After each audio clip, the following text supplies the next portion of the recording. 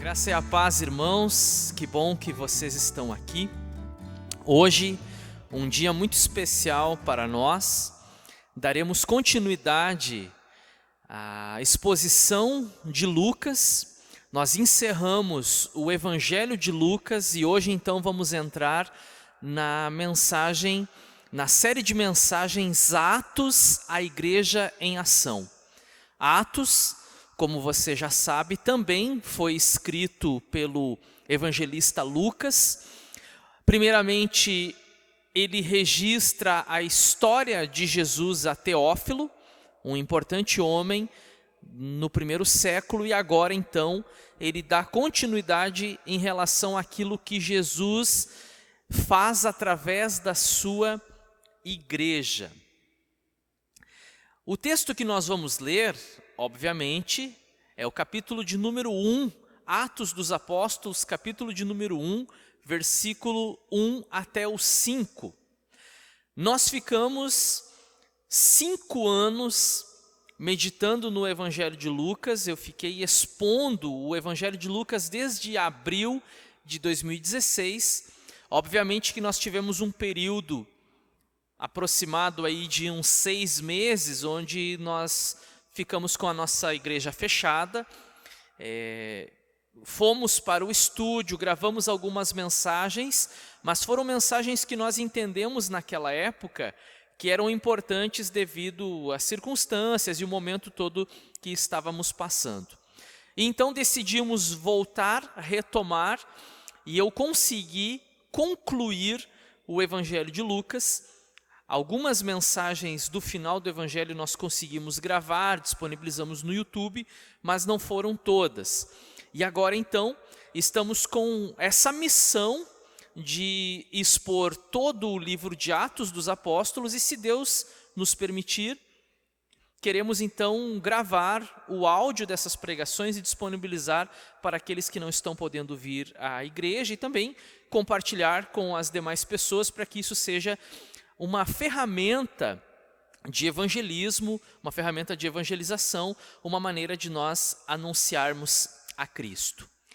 O tema que nós escolhemos então para essa série, Atos à Igreja em Ação, nos fala da missão da igreja, de como tudo começou e como os primeiros discípulos após a ascensão de Jesus lidaram com agora a ausência física de Jesus. É importante salientar a ausência física de Jesus, mas manifestada através do Espírito Santo, terceira pessoa da Trindade, que, como muitos costumam dizer, o livro não deveria se chamar Atos dos Apóstolos, e sim Atos do Espírito, porque do início ao fim deste registro, deste relato, deste material produzido por Lucas, o Espírito Santo atua na vida da igreja através dos apóstolos e demais irmãos que fazem parte da história cristã no primeiro século.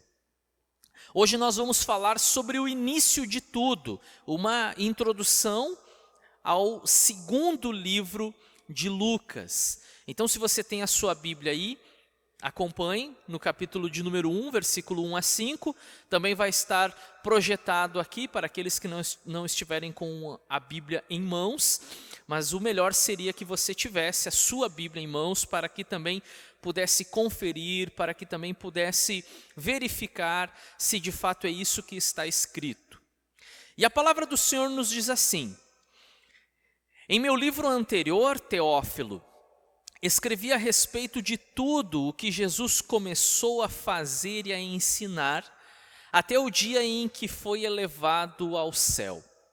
Depois de ter dado instruções por meio do Espírito Santo aos apóstolos que havia escolhido, depois do seu sofrimento, Jesus apresentou-se a eles e deu-lhes muitas provas indiscutíveis de que estava vivo. Apareceu-lhes por um período de 40 dias, falando-lhes acerca do reino de Deus. Certa ocasião, enquanto comia com eles, deu-lhes esta ordem: não saiam de Jerusalém, mas esperem pela promessa de meu Pai, da qual lhes falei. Pois João batizou com água, mas dentro de poucos dias vocês serão batizados com o Espírito Santo. Até aqui, a palavra do Senhor, o trecho que vamos meditar no dia de hoje. Uma rápida introdução aqui para a nossa pregação.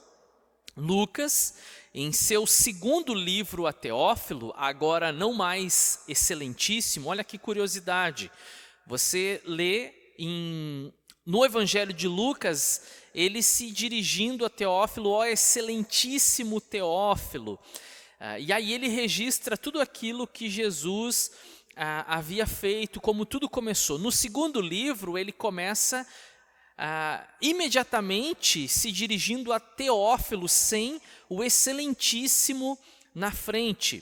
Algumas sugestões para isso: talvez Lucas, num primeiro momento, tivesse sido contratado por esse ilustre homem, um homem rico, um homem de posses, de status, que tinha curiosidade por saber quem era Jesus, e a partir do trabalho e do empenho de Lucas, de toda a sua pesquisa e precisão no seu registro, ele agora se converte e é um irmão em Cristo. E por isso, uma sugestão, nós encontramos essa falta de formalidade no segundo livro.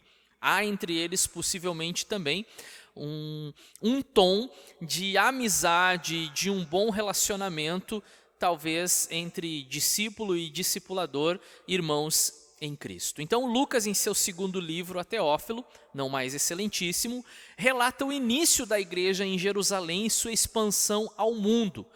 Já nas primeiras linhas de seu material, ele relembra o que escreveu no primeiro e dessa forma revela as principais doutrinas cristãs defendidas e anunciadas no decorrer de sua história. Você vai encontrar, ao ler Atos dos Apóstolos, declarações muito fortes sobre a paixão de Cristo.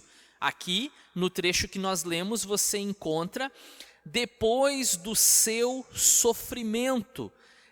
Nós encontramos no texto em que lemos.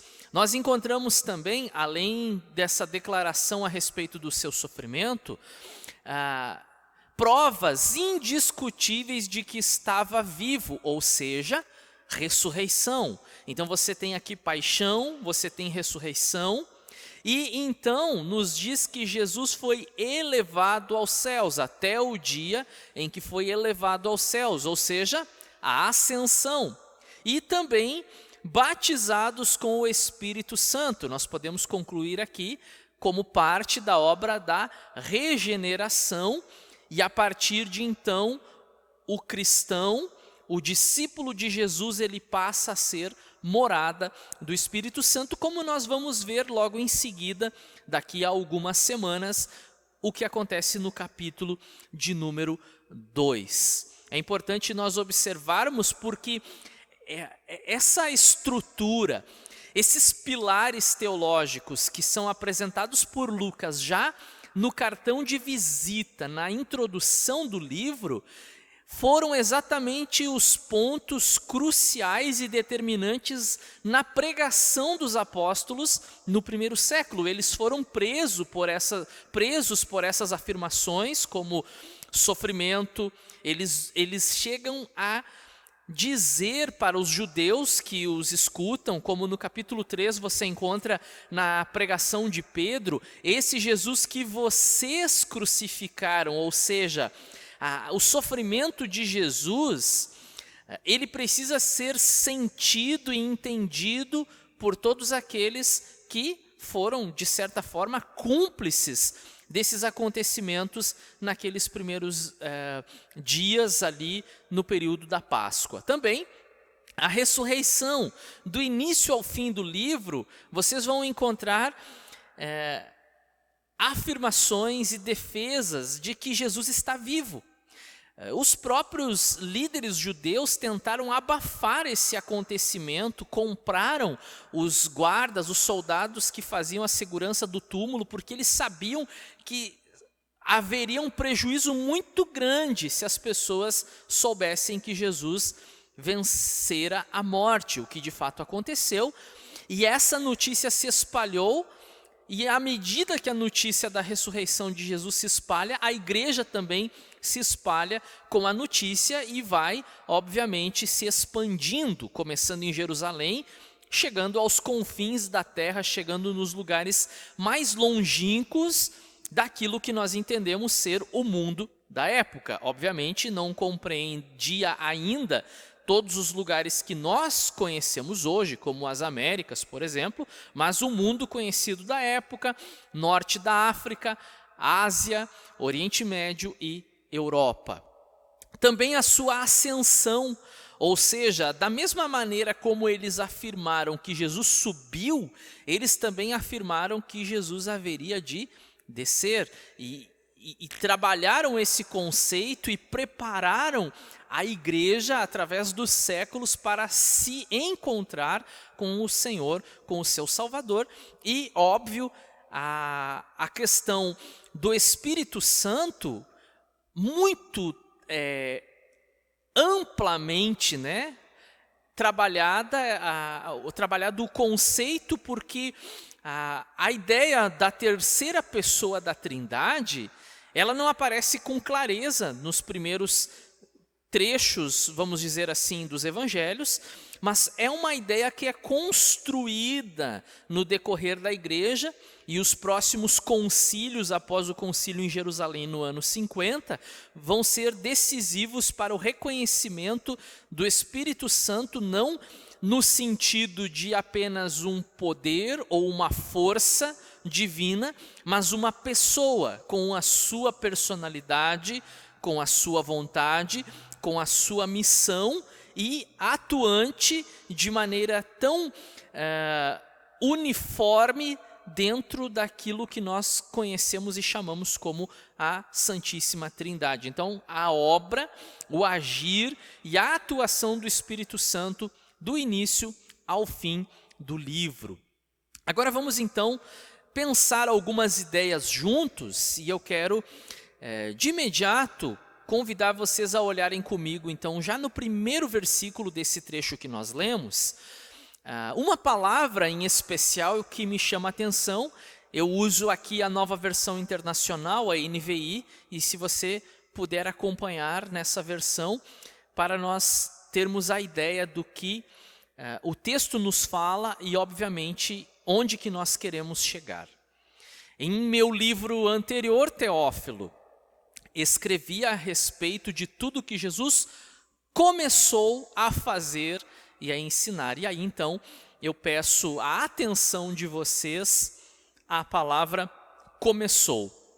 Tudo aquilo que Jesus começou a fazer e a ensinar. O ministério de Jesus, ele começa decisivamente, definitivamente, após o seu batismo. Após ele sair das águas, batizado por João Batista, após o Espírito Santo vir sobre ele, e aqui entra uma grande questão, o Espírito Santo desceu sobre Jesus da mesma maneira como ele desce sobre o crente. Eu já li em livros expressões do tipo, Jesus foi batizado com o Espírito Santo, e aí nós temos que ter muito cuidado para fazer essas afirmações. Há palavras, o próprio Jesus disse, o Espírito está sobre mim e ele me ungiu para, enfim, nós temos que entender que o Jesus homem, natural, humano, precisou desse revestimento do Espírito, e claro que é difícil de nós explicarmos se esse revestimento do Espírito em Jesus é igual, da mesma maneira como acontece na vida do crente. Mas o fato é, e era sobre isso que eu queria falar aqui, a partir dali Jesus começa o seu ministério, ele chama os seus 12 apóstolos, ele prega no norte do país, conhecido como a Galileia. Depois o seu ministério vai se direcionando para o sul, para a capital, para Jerusalém, na província da Judéia. Ele tem algumas passagens pela Samaria. Algumas vezes ele exerce ministério na Samaria, outras vezes ele é impedido de entrar na Samaria, mas o fato é que Jesus começa então o seu ministério, e é exatamente isso que Lucas está relembrando, trazendo à memória de Teófilo aquilo que Jesus começou a fazer e a ensinar. Mas dentro dessa linha de raciocínio, eu digo para vocês o seguinte, que Jesus, ele continua fazendo. E eu quero que vocês prestem muita atenção para não haver nenhuma confusão aqui. É óbvio que aquilo que Jesus veio para fazer no plano redentor, de morrer pelos pecadores, de servir a Deus como um sacrifício perfeito, um sacrifício que não seria repetido, como o autor da Epístola aos Hebreus nos diz, uma única vez e de uma vez por todas. Então ele entra no Santo dos Santos, ele morre no nosso lugar, ele mesmo na cruz, ele declara: está consumado. Então aquilo que ele veio fazer nesse sentido, como homem, o verbo que se faz carne, ele cumpriu, ele foi até o final, ele fez tudo o que deveria ter feito. Mas nós precisamos ter a nossa atenção à palavra de Deus e nos lembrar que o Senhor Jesus, ele ainda está fazendo. Então ele continua fazendo na minha vida, ele continua fazendo na tua vida, ele continua atuando na igreja e através da igreja, e ele não perdeu o controle de nada. Nós olhamos para o mundo, a maneira como ele está, as situações que presenciamos, todo o impasse, medo, drama que vivemos nos nossos dias, mas nós temos uma certeza: nada sai do controle de Deus. O Senhor Jesus tem o controle de todas as coisas nas suas mãos. E é justamente, irmãos, pensando assim e com essa mesma lógica, com essa mesma linha de raciocínio, que Paulo escreve então aos Filipenses na sua carta, na sua epístola aos Filipenses. No primeiro capítulo ele já deixa claro que ele está convencido de que aquele que começou boa obra em vocês vai completá-la até o dia de Cristo. Filipenses 1, verso 6. Aqui sim, completá-la até o dia de Cristo, ou o dia de Cristo Jesus. Que dia é esse? Esse é o dia do que também chamamos, com base nas Escrituras, de consumação dos séculos. É o fechamento de todas as coisas, é o bater o martelo de Deus, é o tocar da última trombeta, o ressoar da última trombeta, é o arrebatamento da igreja, é o fim de todas as coisas, é o cumprimento de todas as profecias que ainda faltam se cumprir, é a descida do Cristo glorificado, é a elevação da igreja, é a finalização de todo o plano de Deus. Então ali sim, até aquele dia, Paulo defende, até aquele dia ele vai completar aquilo que um dia ele começou a fazer na minha e na tua vida, em um processo que nós chamamos, com base nas Escrituras, de santificação. Processo esse que consiste em nos tornarmos ou sermos tornados mais parecidos com Jesus a cada dia.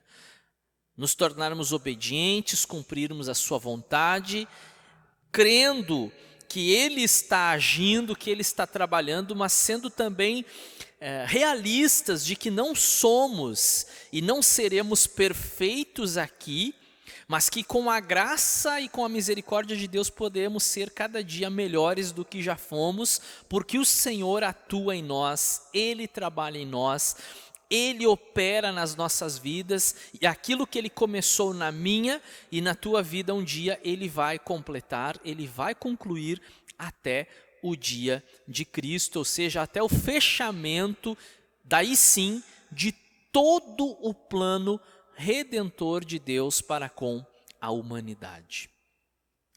Agora, é importante você observar que Jesus não apenas fez e está fazendo, obviamente, como já lhes falei, Mas Jesus também ensinou.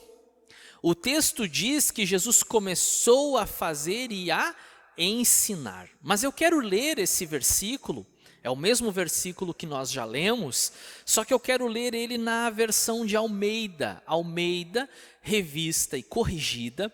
Diz assim: fiz o primeiro tratado, ó Teófilo, acerca de tudo que Jesus começou não só a fazer, mas a ensinar.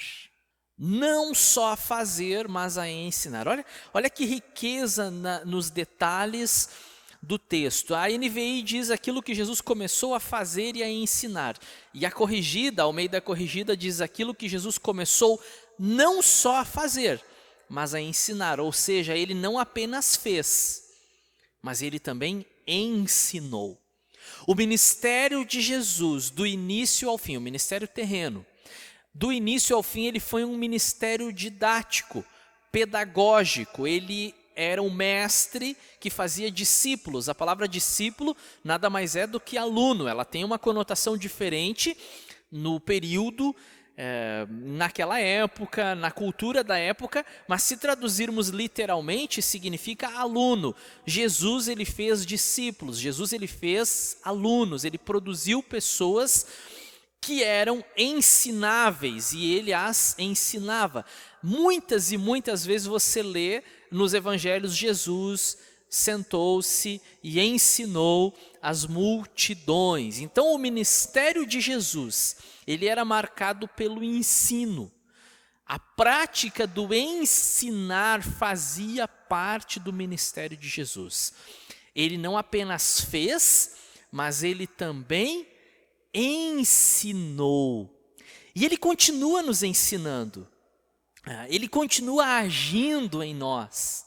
Ele continua nos capacitando, nos qualificando. Nós somos ensinados por Cristo.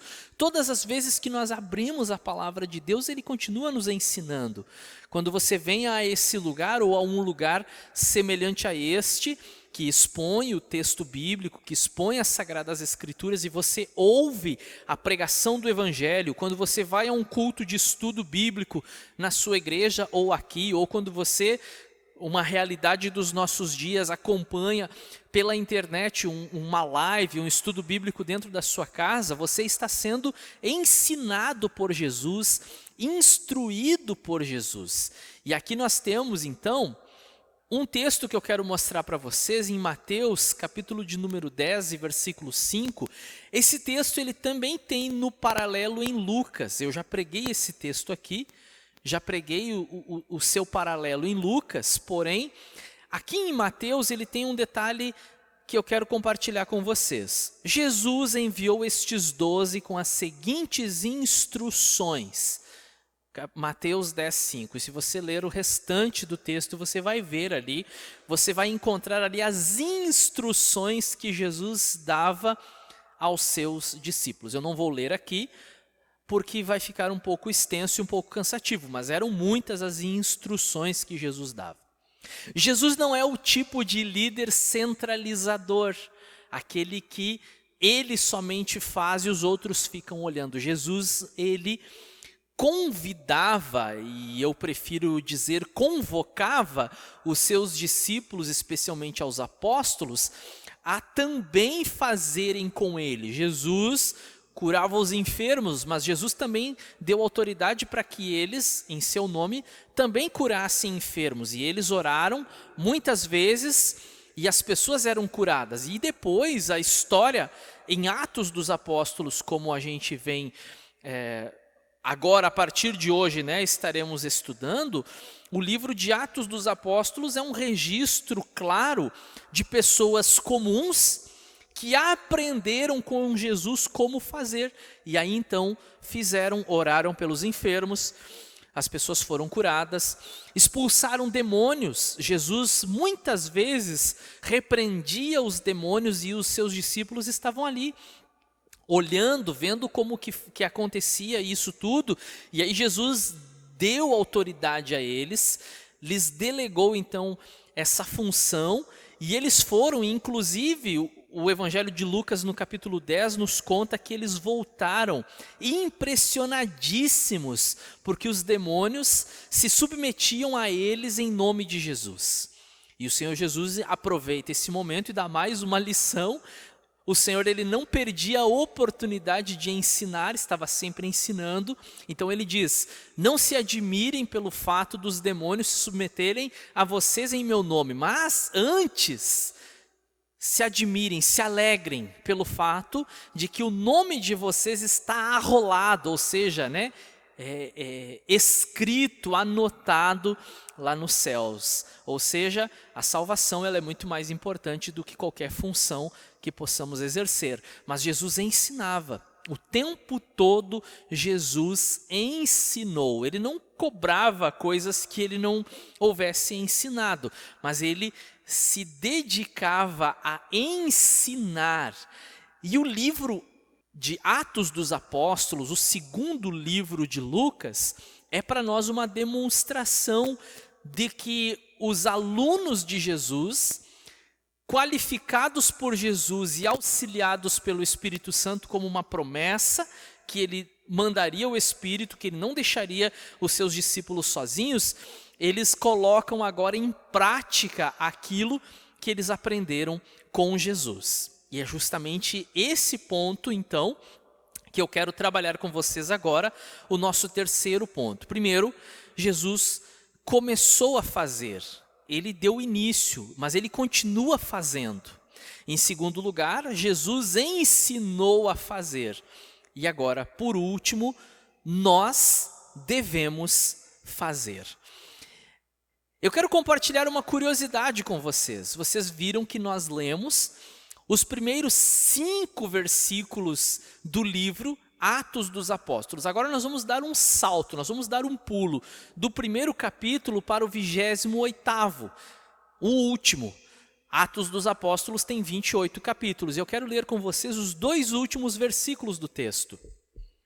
Lá no capítulo 28, Lucas nos escreve o seguinte: por 2 anos inteiros, Paulo permaneceu na casa que havia alugado e recebia a todos os que iam vê-lo.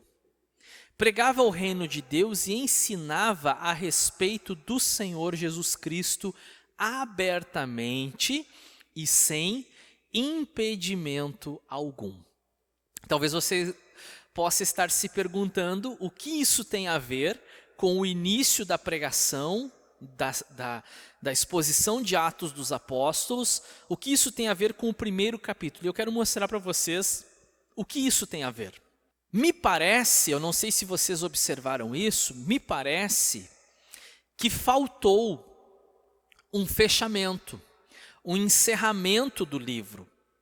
Eu não sei por qual razão, eu não sei quais circunstâncias, não sei se Lucas havia deixado para fazer isso depois, fazer o encerramento, a exemplo das cartas de Paulo, que tem uma saudação final, que ele manda uma saudação aos irmãos da igreja X, da igreja Y, que ele manda uma saudação daqueles que estão com ele, que são seus companheiros de missão, que ele dá últimas orientações, que tem, de certa forma, uma doxologia no final, alguma coisa do tipo: a ele seja a glória pelos séculos dos séculos, ou a famosa bênção apostólica que muitos adotaram para finalizar os cultos, com o amor de Deus Pai, que a graça do Filho, que a comunhão do Espírito seja com todos vocês hoje e sempre. Você não encontra isso aqui no final de Atos dos Apóstolos. Esse texto que nós lemos são os últimos 2 versículos. E parece que tem mais coisa para acontecer que Lucas não registra. Agora, nós que cremos exatamente na inspiração do texto sagrado, sabemos que o Espírito Santo de Deus, ele supervisionou a vida daqueles que foram instrumento de Deus para registrar, para produzir o que nós temos nas nossas mãos hoje como texto sagrado, especialmente o Novo Testamento, 27 livros. Então, assim, Deus soube exatamente o que estava fazendo, era plano de Deus para nos fazer refletir que o livro, que a história, Atos dos Apóstolos ainda não terminou. E é exatamente por isso que muitas organizações missionárias, inclusive, adotam o nome Atos 29. Aí você fica perguntando, mas por que 29 se o livro em si tem 28 capítulos? Exatamente por isso, porque o capítulo 29 é o que nós vivemos hoje. A igreja ela continua, os atos continuam, os atos dos pregadores, os atos da igreja, os atos do Espírito Santo através da igreja, eles continuam. Então, nós precisamos entender que Jesus, ele começou a fazer, ele ainda está fazendo, glória a Deus por isso. Ele nos ensinou a fazer, e se ele nos ensinou, logo, e aí nós temos o terceiro ponto, nós devemos fazer. E aí eu quero mostrar para vocês o que está escrito em João, no capítulo 9, versículo de número 4. A palavra do Senhor em João 9:4, ela nos diz assim: enquanto é dia, precisamos realizar a obra daquele que me enviou. A noite se aproxima, quando ninguém pode trabalhar. Aqui nós temos então palavras de Jesus. É o Senhor Jesus quem está falando. Enquanto é dia, precisamos realizar a obra daquele que me enviou. Você percebe o plural aqui? É importante nós observarmos que Jesus, ele não diz que ele tem que realizar, embora ele tivesse que realizar, embora ele tivesse uma missão dada pelo Pai, mas ele compartilha a sua missão conosco e ele diz, nós precisamos realizar a obra daquele que me enviou. Eu já falei no início da mensagem e eu reforço essa ideia. Muitas pessoas enxergam em Jesus um convite para a missão. Mas eu quero de novo corrigir essa ideia. O Senhor ele não nos convida para a missão, Ele nos convoca para a missão. Uma vez que nós somos salvos, que somos crentes, que nos declaramos como discípulos, seguidores de Jesus, nós não temos opção, nós não temos como dizer sim ou não para o convite de Jesus, ou para a missão de Jesus, né? Porque nós somos convocados. Um convite é algo que você tem liberdade, você pode dizer se quer, se não quer, você pode dar uma desculpa, você pode informar que tem um compromisso na mesma data e horário que não vai poder participar. Agora uma convocação não, uma convocação você precisa estar, eu preciso estar. Jesus ele nos convoca para fazermos parte de sua missão ao declarar, precisamos realizar a obra daquele que me enviou. E aí eu pergunto, como que nós vamos realizar essa obra? Com que condições faremos isso? O próprio texto nos ensina. O Senhor Jesus, Ele ensinou, não só a fazer, mas a ensinar. Nós fomos ensinados por Jesus. Se você for detalhista, se você for atento, você vai perceber que existem coisas nos evangelhos que só Jesus podia fazer. Mas existem coisas nos evangelhos que Jesus não fazia, mas ele deixava os seus discípulos fazerem. Eu sempre uso como exemplo o texto da multiplicação dos pães. Ninguém podia multiplicar os pães. De todos os presentes, o único capaz de pegar um pão, pegar um peixe e, após a sua oração, fazer com que se multiplicassem era Cristo. Mas veja, Jesus chama os seus discípulos e diz, vocês vão distribuir o alimento para eles. Vocês têm que fazer o povo sentar em grupos de 100 e de 50 no gramado. Jesus não iria fazer aquilo que cabia aos discípulos. Jesus não iria fazer aquilo que estava ao alcance dos seus apóstolos. Nós precisamos entender isso na nossa vida.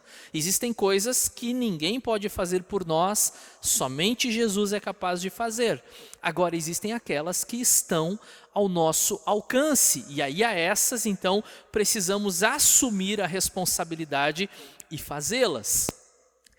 Jesus nos ensina, para que nós também atuemos e possamos fazer aquilo que ele nos manda. Por isso que o livro Atos dos Apóstolos, ele parece não terminar, porque nos dá essa ideia de continuidade. A igreja continua trabalhando, a igreja continua atuando e atuante nesse mundo, até que o Senhor volte e nos leve daqui. Mas enquanto estamos aqui, nós temos essa missão, essa função, essa tarefa, nobre tarefa dada por Jesus.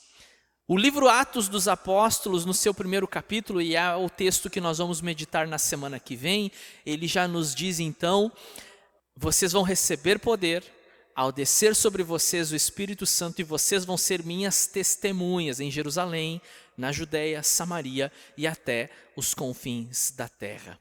Jesus, ele continua fazendo a sua obra nesse mundo através da sua igreja, através da minha e da tua vida. Jesus é aquele que nos ensina, somos ensinados por ele diariamente, frequentemente, e ele nos convoca, nós devemos fazer. Eu quero encerrar a minha mensagem com uma frase que diz o seguinte: Deus realiza sua obra em nós, através de nós e apesar de nós. Bastante atenção para essa última parte, apesar de nós. O nome disso é misericórdia. Quem somos nós? Quem somos nós para fazermos a obra de Deus, para darmos continuidade àquilo que Ele começou? É apenas por sua graça, por sua misericórdia e na dependência de Jesus que nós podemos, de alguma forma, nos tornarmos úteis na sua missão, na sua obra e participantes daquilo que Ele começou e daquilo que Ele continua fazendo. Que Deus abençoe a sua vida. E até a semana que vem, então, na continuação, eu estou com meu coração cheio de expectativas em relação a essa série. Eu tenho certeza que vai ser um instrumento de Deus para nos mover, para nos tirar da nossa zona de conforto e para que, através das nossas vidas e da igreja que está nessa localidade, o Senhor Jesus seja conhecido e seja glorificado. Amém.